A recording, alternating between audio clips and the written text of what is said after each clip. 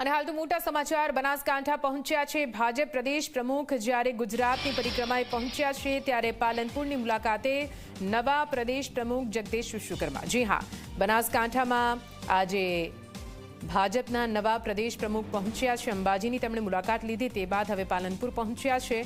જિલ્લા ભાજપ પરિવાર દ્વારા અભિવાદન સમારોહમાં તેઓ હાજર રહ્યા।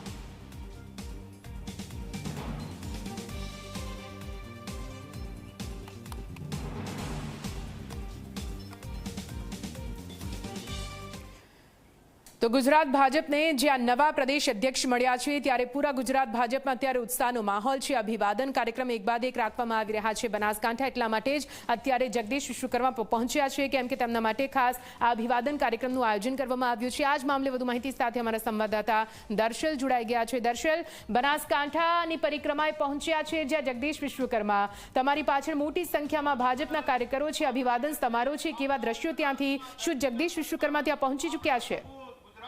भारतीय जनता पार्टी अध्यक्ष आदरणीय जगदीश विश्वकर्मा अपनी वच्चे उपस्थित है।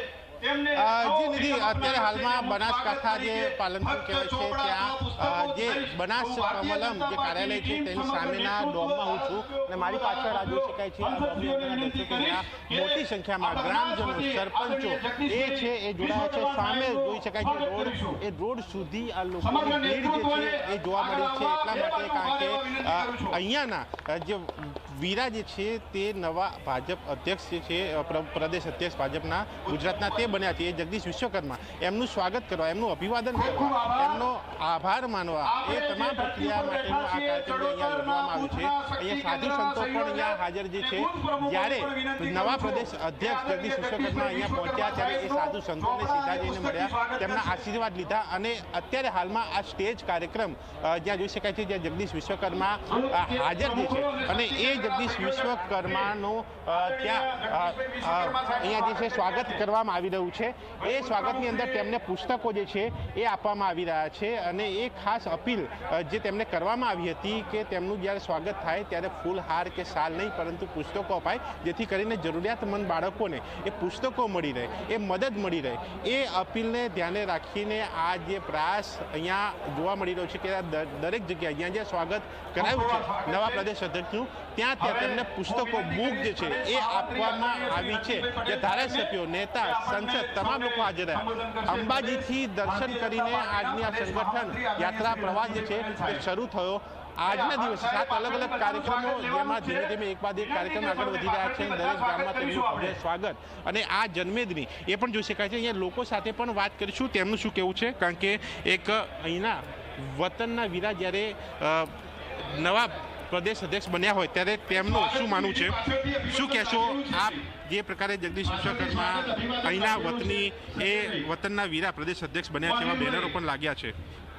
ખરેખર ગૌરવની લાગણી અનુભવી છે કે આપણા વતનના ઉત્તર ગુજરાતના પોતે અહીંયા પ્રદેશ પ્રમુખ બન્યા છે। એ તમે આ પ્રજા અને આ પબ્લિક જ જોઈ શકો કેટલો થનગડાટ છે। ખરેખર ખૂબ ખૂબ પાર્ટીનો આભાર કે અમને આવા પ્રદેશ પ્રમુખ આપ્યા છે। શું લાગે છે અહીંયા પાલનપુર બનાસકાંઠામાં શું ખૂટે છે જે તમારી રજૂઆત રહેશે? બસ સંગઠનનું કાર્ય કરીએ છીએ અને આ રીતના સંગઠન મજબૂત બનતું રહીએ છીએ। મજબૂત બનશે? હા, 100% અહીંયા સંગઠન મજબૂત બનશે। આપનું શું કહેવું છે? કાર્યક્રમમાં આપ પણ હાજર છો, મોટી સંખ્યામાં બનાસકાંઠાના પનોતા પુત્ર અને અમારા જ વતનના એવા જગદીશભાઈ વિશ્વકર્મા સાહેબ આજે મા જગતજનની જગદંબાના દર્શન કરી અને પોતાના માદરે વતન બનાસકાંઠાની અંદર પધારતા તેમનું બનાસકાંઠાવાસીઓ ભવ્ય સ્વાગત કરી રહ્યા છે અને સન્માન કરી રહ્યા છે।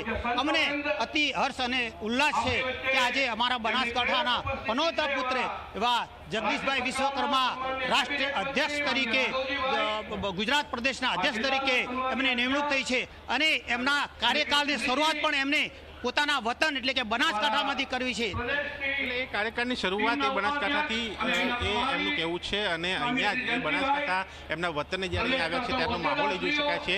અહીંયાથી આ કાર્યક્રમ આગળ વધશે।